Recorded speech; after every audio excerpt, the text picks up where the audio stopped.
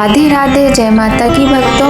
आप सभी का स्वागत करती हूँ स्पिरिचुअल ज्ञान साधना में और आप सभी से अनुरोध करती हूँ कि स्पिरिचुअल ज्ञान साधना को सब्सक्राइब कर लीजिए और बेल आइकन को प्रेस कर दीजिए ताकि आपको नई नई वीडियोस का नोटिफिकेशन मिल जाए।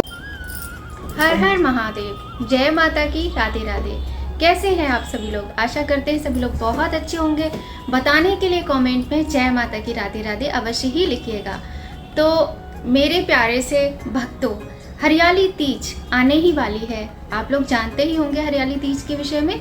आज की वीडियो में हम श्रावण मास में आने वाली हरियाली तीज के विषय में ही बात करेंगे कि वर्ष 2024 में हरियाली तीज की डेट क्या है और क्यों मनाई जाती है, किस तरह से मनाई जाती है। तो उत्तरी भारत में हरियाली तीज का त्यौहार प्रमुखतया मनाया जाता है। हरियाली तीज को श्रावणी तीज और कजरी तीज भी कहते हैं। प्रत्येक वर्ष शुक्ल पक्ष, श्रावण मास का जब शुक्ल पक्ष आता है और शुक्ल पक्ष में जब तीज तृतीया तिथि आती है तो तीज का त्यौहार मनाया जाता है। उत्तरी भारत में इस त्यौहार का बहुत अधिक महत्व होता है। सुहागन स्त्रियों के लिए और बेटियों के लिए, कन्याओं के लिए बहुत ही हर्षोल्लास, बहुत ही खुशियों के साथ ये त्यौहार मनाया जाता है।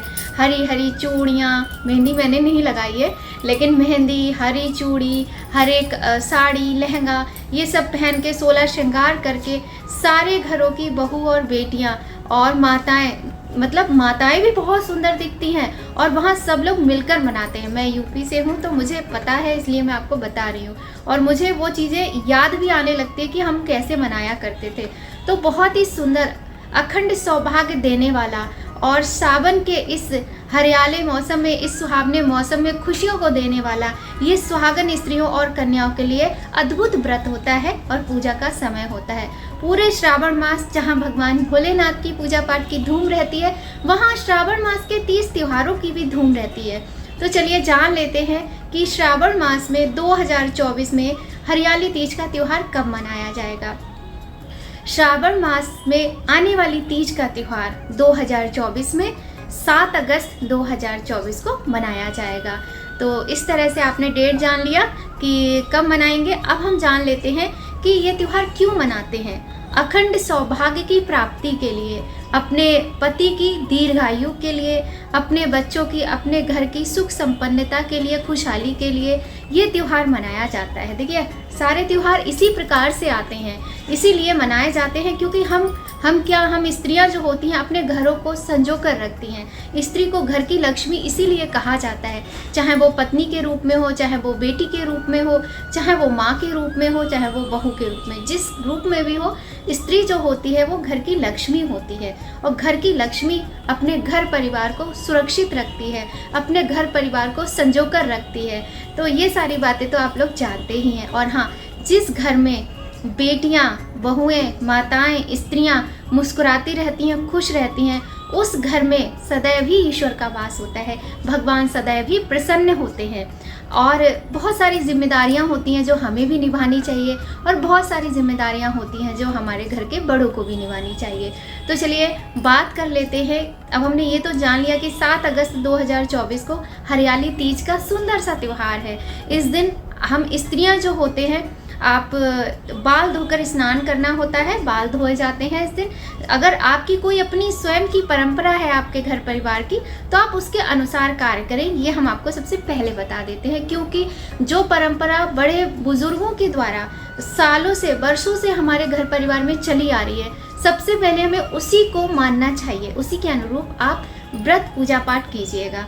और बाकी जैसा हम करते हैं और जो लोग नहीं जानते हैं और त्यौहार करना चाहते हैं, तो हम यहाँ पर बात कर लेते हैं। और हाँ, कोशिश करेंगे कि आने वाले दिनों में पूजा की वीडियो की, हरियाली तीज पर कैसे पूजा करें, चौकी कैसे लगाएं, किस प्रकार से व्रत करें, ये कोशिश करेंगे इस तरह की वीडियोस भी लेकर आएँ। तो ब्रह्म मुहूर्त में उठना चाहिए, सबसे पहले स्नान करें, शैम्पू कर लें, बालों को धो लें और सुंदर वस्त्र पहने। हरे रंग का सावन में विशेष महत्व होता है, तो आपको इस बात का विशेष ध्यान रखना है कि वस्त्रों का चुनाव करते समय हरे रंग की साड़ी, हरे रंग की सूट और हरे रंग का लहंगा, इसी तरीके के वस्त्रों का प्रयोग करें। और जब सारे लोग हरे हरे रंग के वस्त्र पहने, मेहंदी लगाए, चूड़ी पहने होते हैं ना, 16 श्रृंगार करें, तो फिर एक अलग ही मतलब दृश्य होता है आंखों के सामने, जो कि बहुत ही सुहावना, बहुत ही लुभावना भी लगता है। तो इस तरीके से, और हाँ, वस्त्रों में देखिए कहीं कहीं होता है परंपरा कि जो तीज होती है उसको नई साड़ी दी जाती है पहनने के लिए, नए कपड़े लिए जाते हैं। लेकिन मान लीजिए आपकी आर्थिक स्थिति ऐसी नहीं है जो आप प्रत्येक वर्ष नए नए वस्त्र खरीदें, तो कोई बात नहीं, वस्त्र आपके धुले हुए साफ सुथरे होने चाहिए। आप पुराने वस्त्र भी पहन सकते हैं, बस शुद्धता और स्वच्छता का ध्यान रखा जाता है। और चूड़ियाँ भी आप चाहें तो खरीद लीजिए, अगर नहीं खरीदना चाहते, आपके पास पहले से हैं, तो आप उन चूड़ियों का प्रयोग भी कर सकते हैं। मेहंदी लगाइए, हाथ भर भर के मेहंदी लगाइए, और नहीं समय है तो शगुन की थोड़ी सी लगाइए, मेहंदी लगाइए, 16 श्रृंगार कीजिए, साड़ी पहनिए, लहंगा पहनिए। और विशेषतया इस दिन गौरी गणेश और भगवान शिव की पूजा होती है। तो हमारे यहाँ तो मिट्टी से गौर बनाई जाती हैं, मिट्टी से ही शिव जी और गणेश जी बनाए जाते हैं। आप चाहें तो फ़ोटो भी रख सकते हैं, हम कभी कभी फ़ोटो रख कर भी पूजा कर सकते हैं फ़ोटो में, क्योंकि शिव जी का समस्त परिवार होता है। और ये व्रत ऐसा है, ये महीना ऐसा है कि पूरे महीने सारे त्योहारों में भगवान शिव जी के, उनके परिवार के साथ पूजा की जाती है। 16 श्रृंगार की सामग्री, मीठी पूड़ियाँ, सिवैयाँ, घेवर, ये सारी चीज़ें, फल आप भोग में रखिएगा। पुष्प अवश्य ले लीजिएगा, और भगवान शिव माता गौरी की प्रिय वस्तुएं जैसे कि बेलपत्र, ये चीज़ें भी आप ले लीजिएगा। और चौकी लगा लीजिए, चाहे नहीं तो पटरा, हमारे यहाँ तो पहले मेरी मम्मी पटरा ही लगाया करती थी। तो आटा लेकर एक सुंदर सा चौक बना लीजिए। चौक को हल्दी से, रोली से सजा लीजिए। थोड़े से बीच में अक्षत या फिर गेहूं के कुछ दाने आप डाल सकते हैं। इसके बाद में आपको क्या करना है, ये कैमरा ना कोई आ गया था तो थोड़ा गड़बड़ हो गया। तो आप अक्षर डाल के उसके ऊपर एक चौकी या फिर पटरा रख लीजिए, और चौकी पर सुंदर लाल, हरा, पीले रंग का वस्त्र बिछा लीजिए, जो बिछाने वाले आपको मार्केट में मिल जाएंगे। उसके बाद अक्षत का आसन दे दीजिए या पुष्पों का आसन दे दीजिए, और सुंदर भगवान भोलेनाथ के परिवार की प्रतिमा या तस्वीर जो भी है उसको विराजित कर लीजिए।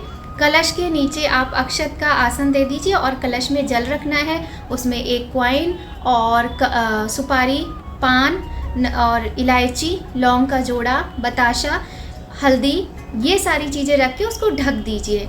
और चाहें तो आप दीप कलश भी रख सकते हैं, चाहें तो आप नारियल का कलश भी रख सकते हैं। दीप कलश के लिए आपको कलश के ऊपर प्लेट रख के उस पर दीप प्रज्वलित करके रखना होता है, और प्लेट में भी अक्षत रखने हैं आपको पहले, ठीक है। और अगर आपको नारियल का कलश रखना है तो आपको प्लेट नहीं रखनी है, नारियल पर आप एक चुनरी या फिर कलावा लपेट लीजिए और नारियल रख लीजिए। दूसरी तरफ आप दीप प्रज्वलित कर लीजिए। कलश का आपको तिलक करना है हल्दी से और रोली से। इधर जो दीप है उसकी पूजा कीजिए, आप अक्षत चढ़ाइए, पुष्प चढ़ाइए, कुछ मीठा चढ़ाइए। इसके बाद आप काली मिट्टी ले लीजिए, काली मिट्टी से आप भगवान भोले बाबा यानी शिवलिंग बनाइए और गौरी गणेश बना लीजिए।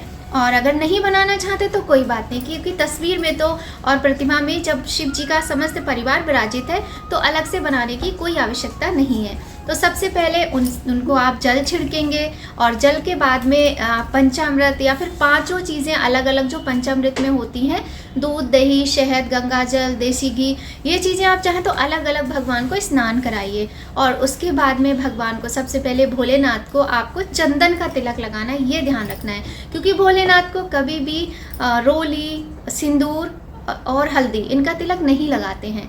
गणेश जी और गौरी माँ को हल्दी, चंदन, रोली, सिंदूर ये लगाना होता है। इसके बाद में आप अक्षत चढ़ा दीजिए और पुष्प चढ़ाइए, भगवान को फलों का भोग लगाइए, और जो भी मीठा हो, घेवर है, खीर बनाइए, आपने मीठी पूड़ी बनाई है, जो परंपरा है आपके यहाँ उसका भोग लगा दीजिए। और माता गौरी को चुनरी जरूर चढ़ाना है, साथ में 16 श्रृंगार की जो सामग्री होती है एक एक करके माता को अर्पित करते जाइए। और साथ ही अब आपको सुननी है यहाँ पर हाथ में अक्षत और पुष्प लेकर कथा सुनने के बाद आपको आरती करनी है।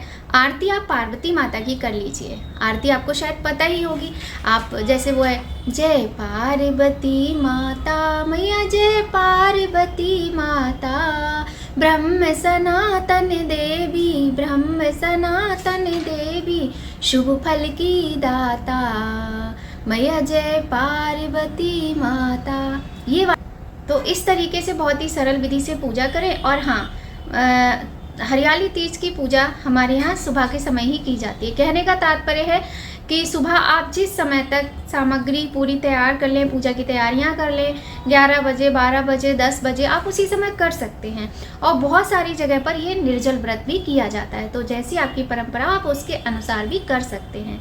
तो आपको अगर वीडियो अच्छा लग रहा हो ना तो लाइक कर दीजिएगा और बहुत सुंदर तरीके से ये प्यारा सा सुंदर सा त्यौहार मनाइए। हरे रंग की साड़ी पहनिए, लहंगा पहनिए और ये हरी हरी चूड़ियाँ पहनिए।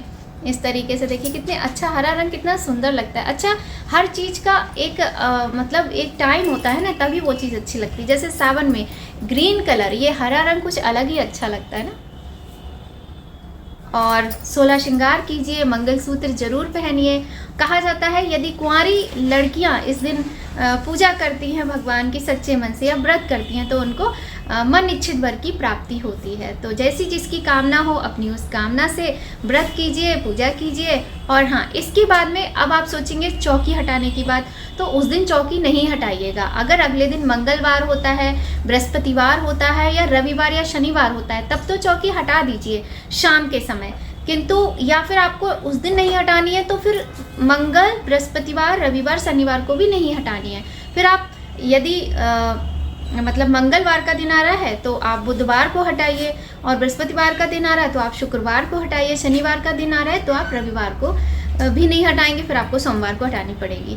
तो चौकी हटाकर क्या करना होता है, जो आपने सामान रखा है, साड़ी है या 16 श्रृंगार की जो भी सामग्री है, वो चाहे तो आप अपनी सासू माँ को दे दें और चाहे तो आप मंदिर में पंडित जी को या फिर जेठानी और ननद को भी दान कर सकते हैं। और बाकी जो मान्य लोग होते हैं जैसे कि भांजी है, भतीजी है, इनको भी दान किया जाता है, तो आप ऐसा भी कर सकते हैं। और दक्षिणा रखना बिल्कुल भी मत भूलिएगा। अच्छा, कुछ अपनी अपनी परंपराएं होती हैं। जैसे हमारे यहाँ परंपरा है कि जब शादी के बाद पहली तीज होती है तो सासू माँ अपनी बहू को सुंदर सी नई साड़ी, चूड़ी और जितना भी 16 श्रृंगार का सामान होता है वो दिलाती हैं। अगर आपके यहाँ ऐसी परंपरा हो तो मुझे कमेंट में बताइएगा। उसके बाद तो आप देखिए जितना टाइम हो जाए वो तो आपकी इच्छा के ऊपर है कि सासू माँ आपकी दिला रही है तो ले लीजिए, आपको खुद खरीदना है तो आप खुद ले लीजिए, पर बहुत अच्छे से मनाइए। और हमारे यहाँ हरियाली तीज का त्यौहार बहुत ही अलग रौनक लेकर आता है। पूरे दिन झूले झूलना, इस दिन शगुन होता है झूला झूलने का, तो आप झूला झूलना मत भूलिएगा। मेहंदी लगा के, चूड़ी पहन के, साड़ी पहन के, 16 श्रृंगार करके झूला ज़रूर झूलना होता है, तो झूला झूलिएगा और इस तरीके से हरियाली तीज मनाइएगा। वीडियो आपको थोड़ा भी अच्छा लगे तो लाइक कीजिएगा, शेयर कीजिएगा, कमेंट कीजिएगा। और आज की वीडियो बस यहीं तक। मिलते हैं आपसे नई वीडियो में नई जानकारी के साथ। जय माता की, राधे राधे।